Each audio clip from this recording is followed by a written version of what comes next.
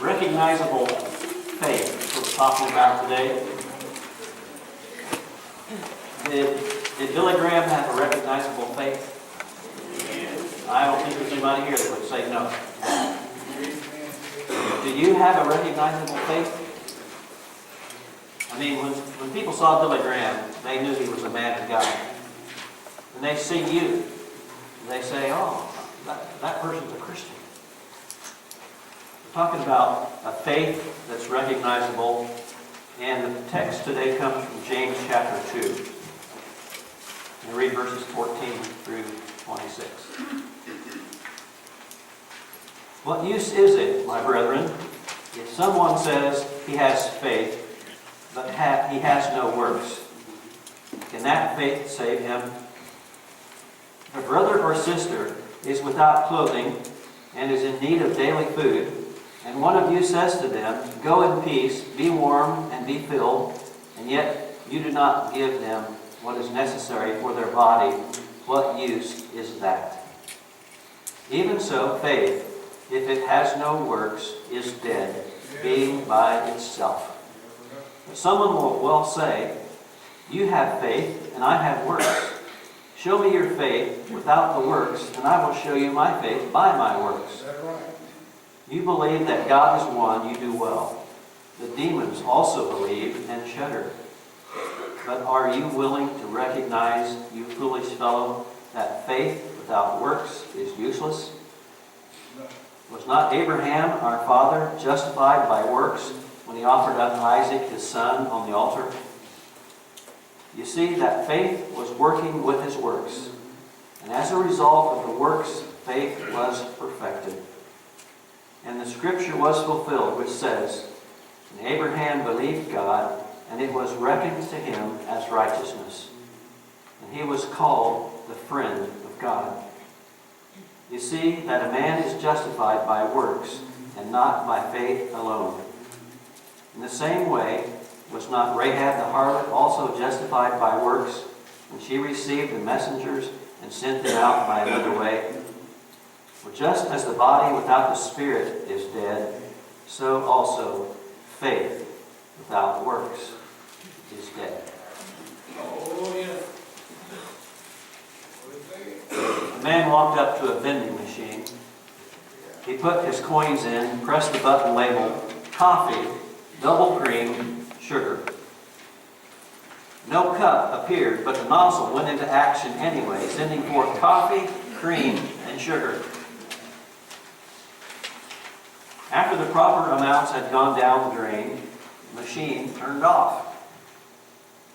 He said to himself, now that's really automation. The thing drinks it for you too. Well, that's just how some people want their faith. They want to put in a few coins, push a button, and have faith. But it doesn't work that way. Faith without works is dead. You see, they want to make a deposit, put in some money, and let the rest take care of itself automatically. But there is no such thing as automated prayers, automated devotions, automated worship services, and on we can go. The faith that James is talking about here is a faith that does something. James asks in verse 14, this is the New Living Translation, dear brothers and sisters, what's the use of saying you have faith if you don't prove it by your actions? This kind of faith can't save anyone. That reminds me of a question. What kind of faith is it that saves someone?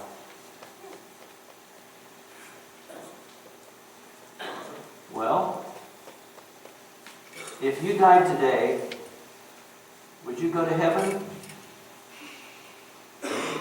Wouldn't you like to know the answer to that question? If you died today, you'd be saved? I think we all do. James is telling us we can know that if we have a faith that's recognizable. Recognizable faith takes action. It does something. In 1860, George Blondin walked across Niagara Falls on a tightrope. He first did it with a balancing pole, and then he did it without the pole.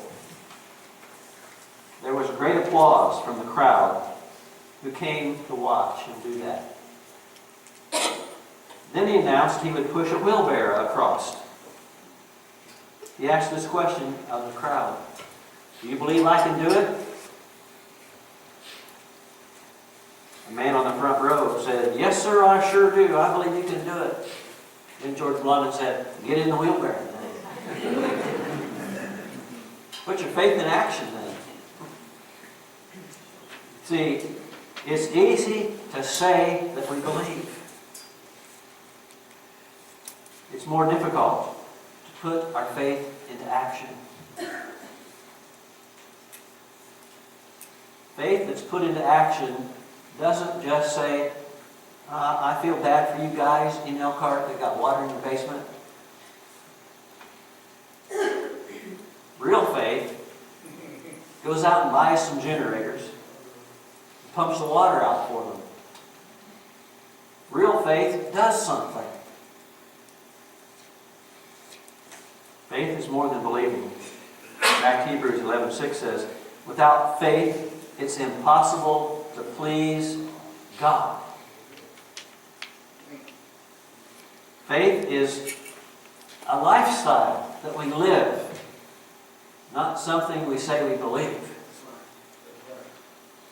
Ultimately, it comes down to where the rubber meets the road. Do I really believe? Am I really willing to get in God's wheelbarrow? Am I willing to make a sacrifice? Am I willing to give up something that I have to help someone else? Whether it be your treasures or your time? Will I obey God's commands? Will I do what He says to do? In America, we have gotten too comfortable in our faith. And we haven't practiced it.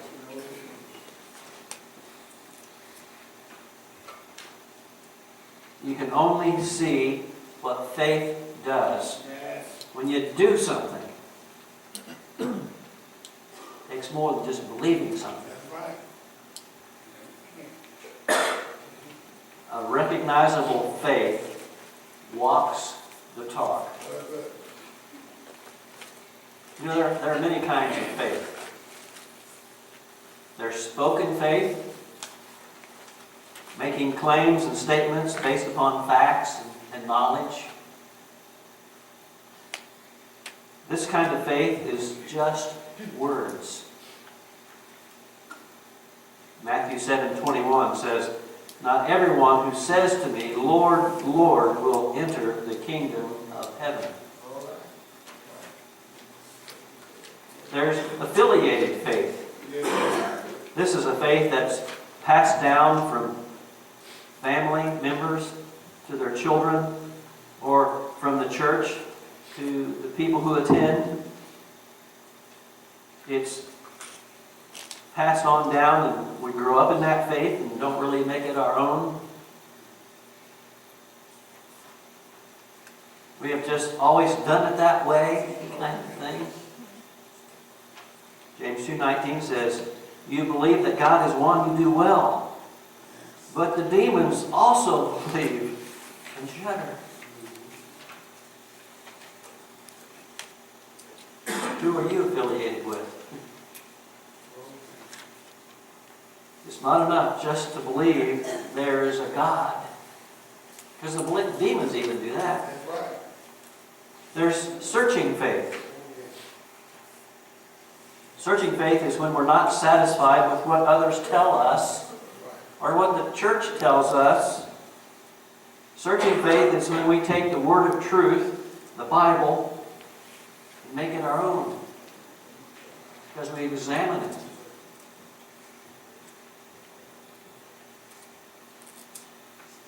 There's also owned faith. Owned faith is faith that acts and experiences God for real. Faith that trusts. Faith that responds. Faith that takes action. It does something. That doesn't mean we don't ever fail, or not even that we sometimes have doubt.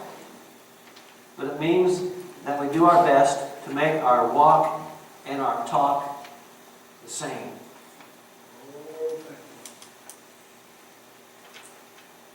Yes. We don't put just what other people say into action. We put what we have come to know as our own faith into action. Recognizable faith also makes us right with God. Listen to this. Faith, no matter how eloquently expressed, is dead unless it takes action. Verse 20. James gives us some examples. Abraham, he talks about. Abraham was made right with God because he believed and was willing to obey God. When God said to do something even as, unbelievable as sacrificing your own son, your only son. Abraham was willing to do it.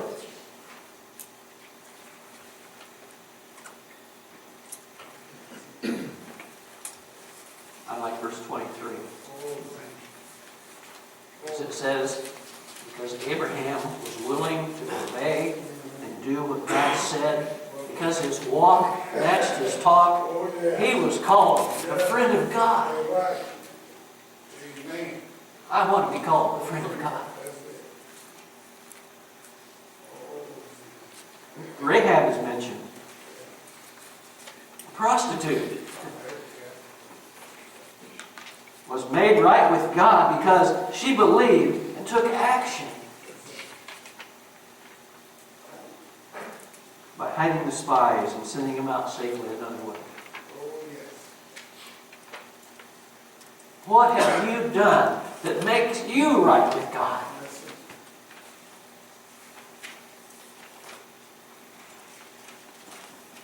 Abraham and Rahab were declared righteous before God because their faith was more than words. They did something. They obeyed God. They believed in Him enough to do something. They put their faith into action.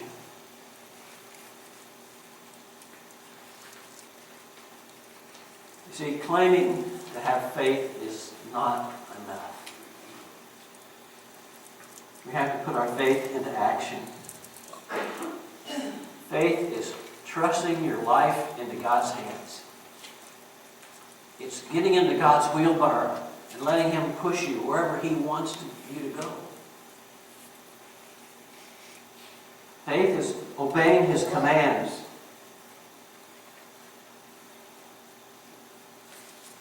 Do you believe? Then get into the baptistry. Do you believe that God is telling you the truth? Do you believe that He has told you how you can get into heaven? Then do it. Get involved in the ministry of the church. If you say you have faith, then do something about it. There's all kinds of ministries in the church that could use you to do something. To show that your faith is just not words.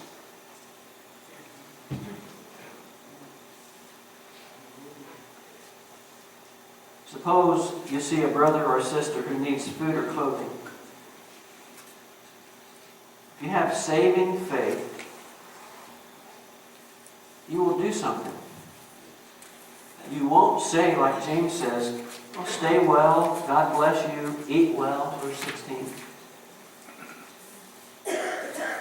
I like something that Warren Wiersbe said about this James passage. He said this: "We only believe as much of the Bible as we practice."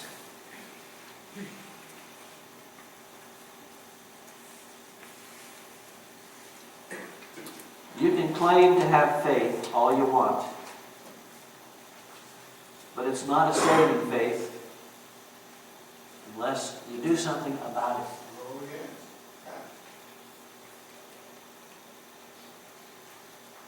Let me close with this story. There was a real drought that had gone on for months.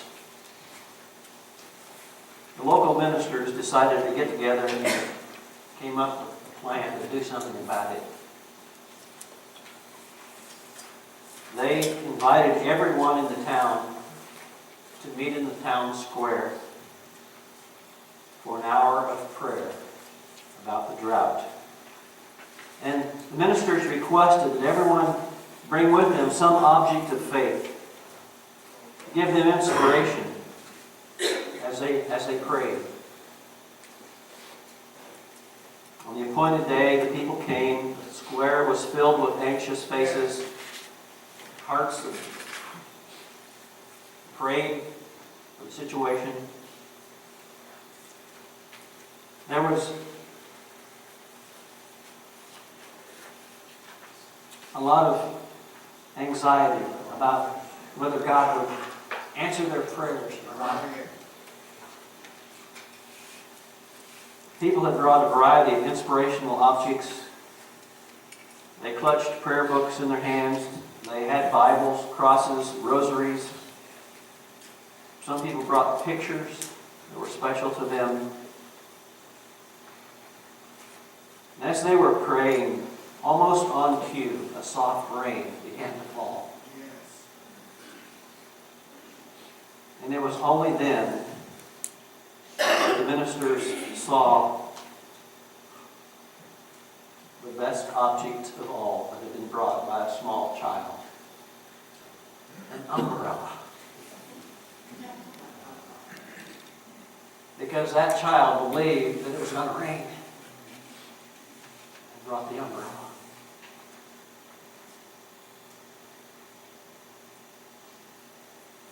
That comes from Lawrence Hall in Chicken Soup for the Soul, Christian Soul. I wonder, are you going forward in your faith? Do people realize that you have a faith because of what you do? Not because of what you say, because of what you do. Do you put your faith in action? James says this: faith without works is dead. Faith without action isn't going to save you. Do you have faith that causes you to do something? I hope you do. And I hope you'll put your faith into action this week. We're going to sing an invitation hymn here in a minute or two. May this be a challenge to you to not just say you have faith, but to actually put your faith into action. Can you do that? Will you do that? I hope you will. Think about that as we stand and as we sing.